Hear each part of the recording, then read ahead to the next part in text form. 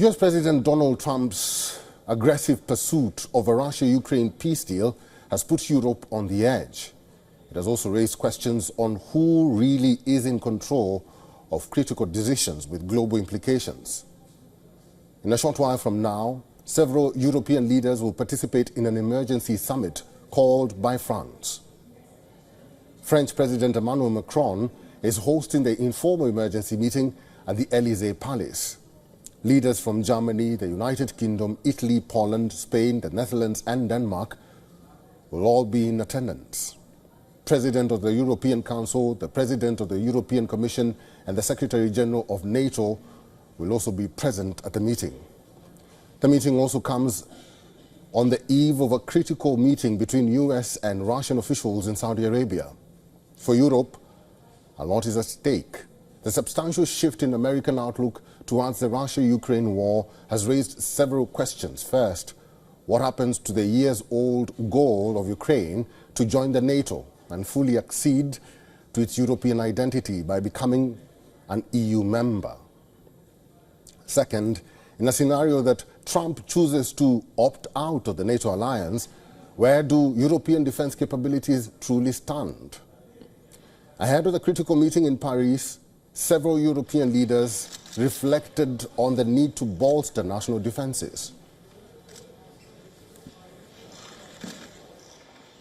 We will not be able to effectively help Ukraine if we do not immediately take practical steps regarding our own defense capabilities. If Europe, and that's the case today, is not able to counter Russia's military potential, then we must catch up immediately. For many of the participating nations, an economic vulnerability adds to the challenge of emboldening military capabilities. In France, the new Prime Minister and his minority government stand on fragile grounds. After forcing through the 2025 budget, Germany has an election coming up on February 23rd. A frailing economy, compounded by over $17.5 billion worth of aid to Ukraine in the past 3 years, has added to the incumbent chancellor's problems. It now remains to be seen how discussions proceed at this emergency summit. And also the question looms, is the US pulling the strings of the entire European continent? And what bargaining chips do European nations have to mitigate Trump's threats?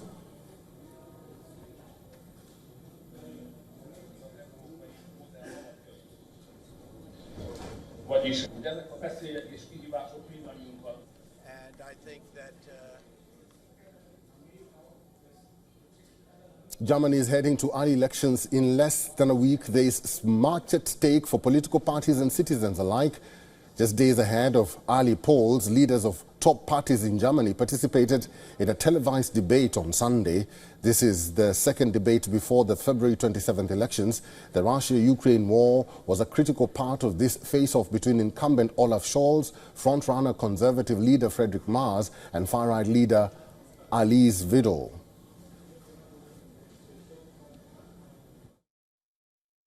Ukraine must be a democratic, sovereign nation over whose heads no decisions are made. As Europeans, we will not allow that to happen. That's why I'm going to Paris tomorrow and talking to many friends there, where we're meeting together to agree on exactly that.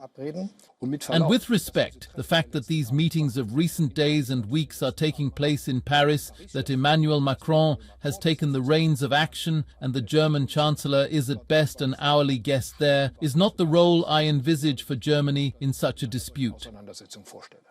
Well, first of all, I welcome the fact that J.D. Vance, the Vice President of the United States, has spoken out so clearly. He has stood up for freedom of speech. And he has acknowledged that you can't build a firewall to exclude millions of voters in the first place. He made it clear that we have to talk to each other. And he also made it clear, just like Donald Trump, that a ceasefire will finally be negotiated in Ukraine and peace will be achieved. Incidentally, this is what the AfD has been demanding for almost three years. While politicians debated, citizens protested, thousands took to the streets again in Berlin against the far right. The demonstrations and the demonstrators urged parties not to cooperate with the far right Alternative for Germany or the AfD party. Die Gedanken sind frei. Das stimmt. I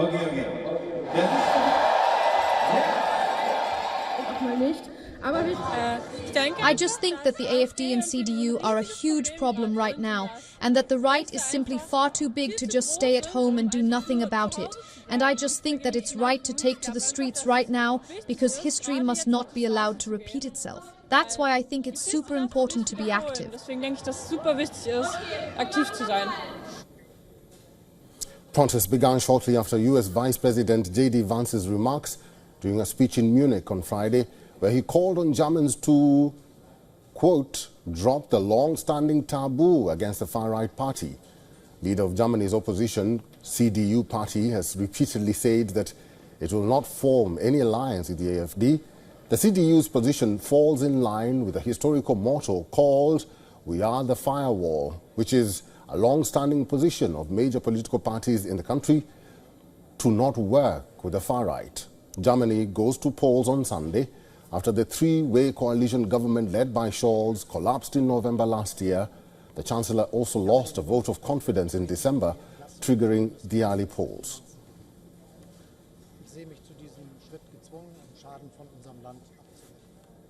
Trent Murray is our correspondent in Germany. He is now joining us live in Berlin. Good to see you, Trent.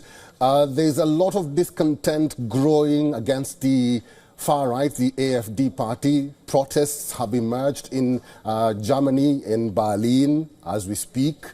But before you tell us more about the protests, how did the debate yesterday fare?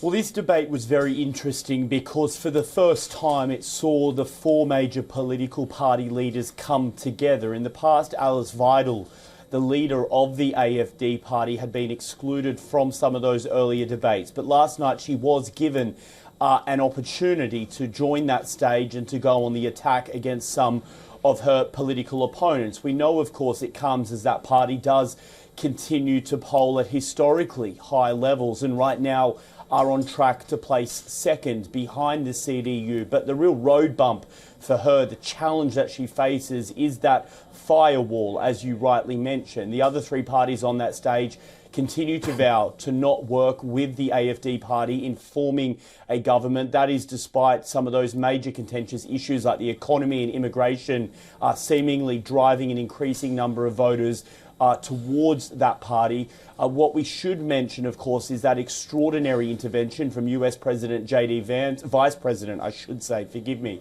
at the Munich Security Conference, where he said that that firewall should no longer be in place. Friedrich Merz, the front-runner, the leader of the Conservatives, told that debate last night it is not up to an American Vice President to tell him who he can and cannot talk to. All right, what about the protests? Well, those protests do continue. They are not an uncommon fixture of the German political scene, especially here in the capital. And I think we will continue to see them in the lead up to voting day next Sunday. Certainly the AfD party, whenever it holds its own rallies, and I was at one just last week covering it as a journalist, and you always see large counter-protests there from other left-wing groups who are opposed to the AfD. But I guess ultimately the deciding factor in all of this is, whilst those protests may continue, right now the polling suggests that they are on track to do quite well. So obviously it will be the voters that have the final say in all of this, and we've got less than 1 week to go until we will hear their verdict. Trent Murray, good to see you. Thanks.